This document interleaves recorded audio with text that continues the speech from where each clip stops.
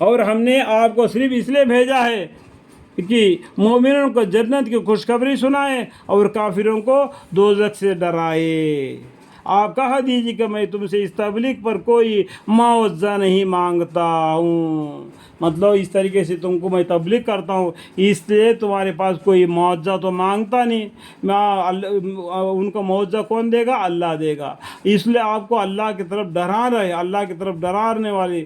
وما ارسلناک الا مبشرا ونذیرا، اور ہم نے آپ کو صرف اس لیے بھیجا ہے کہ مومنوں کو جنت کی خوشخبری سنائے اور کافروں کو دوزخ سے ڈرائے۔ آپ کہہ دیجیے کہ میں تم سے اس تبلیغ پر کچھ معاوضہ نہیں مانگتا ہوں۔ جو شخص یوں چاہے کہ اپنے رب تک پہنچنے کا راستہ اختیار کر لے اور اس حی والا امید پر توکل رکھے، یعنی ہمیشہ جینے والا اللہ، نہ کوئی اس کو نیند آتی ہے نہ اس کو کبھی موت آتی ہے، ایسا اللہ پر توکل رکھے تو اور اطمینان کے ساتھ اس کی تسبیح و تحمید میں لگے رہیے، اور وہ خدا یعنی بندوں کے گناہوں سے کافی طور پر خبردار ہے۔ اللہ تعالیٰ بندوں کے گناہوں سے بالکل سب کچھ معلوم ہے، اس کو وہ سب خبردار ہے، بولنے کی ضرورت نہیں پڑتی ہے۔ اللہ تعالیٰ منہ کو بند کر دے گا، اس کا آزو بازو بدن سب کے جواب دیں گے۔ وہ ایسا ہی جس نے آسمان زمین اور جو کچھ ان کے درمیان میں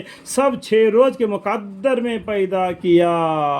دیکھو 7 8 6 بولتے ہیں نا، 7 کا معنی 7 آسمان، 8 کا معنی 8 دروازے جنت کے، 6 کا معنی 6 دن کے اندر اللہ تعالیٰ نے زمین آسمان کو بنا دیا۔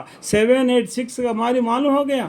اس کے بارے میں اور بھی بولتے ہیں لوگ، 7 8 6 معنی بسم اللہ الرحمن الرحیم ہے، اس طریقے بھی سوچتے ہیں، اس طریقے بھی سوچتے ہیں، دونوں بھی بہتر ہے، کوئی خلاف تو نہیں تھی اسلام کے کہ پیدا کیا ہے۔ پھر انہیں 6 روز کے مقدر میں پیدا کیا، تخت شاہی پر قائم ہوا اور بڑا مہربان ہے، سو شان کسی جاننے والے سے پوچھنا چاہیے۔ اللہ تعالیٰ کے کسی شان کسی جاننے والے سے پوچھنا چاہیے کہ اللہ کیا ہے، کافر کیا جانے۔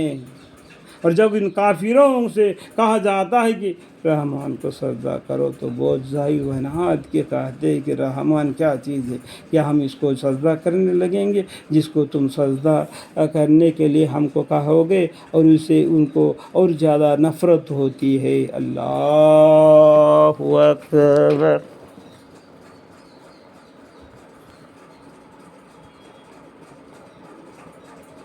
اللہ اکبر۔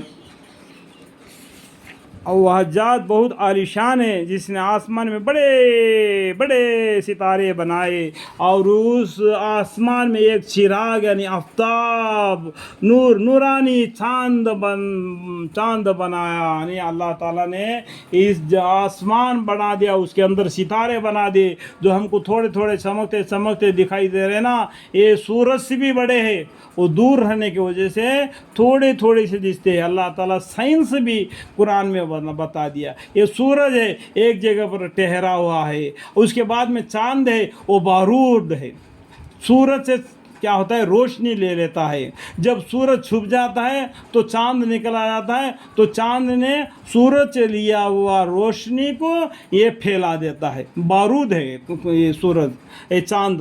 اس طریقے سے آفتاب کو اور چاند کو ایک مقرر بنا دیا، یعنی سورج کے ساتھ میں زمین گھومتی ہے، زمین کے ساتھ میں سورج گھومتا ہے، اس واسطے رات اور دن گزرتے جاتے ہیں، جیسا گزرتے جائیں گے اس طریقے سے قیامت نزدیک آتے جائے گی، اس بات کو بھی جاننا ہے۔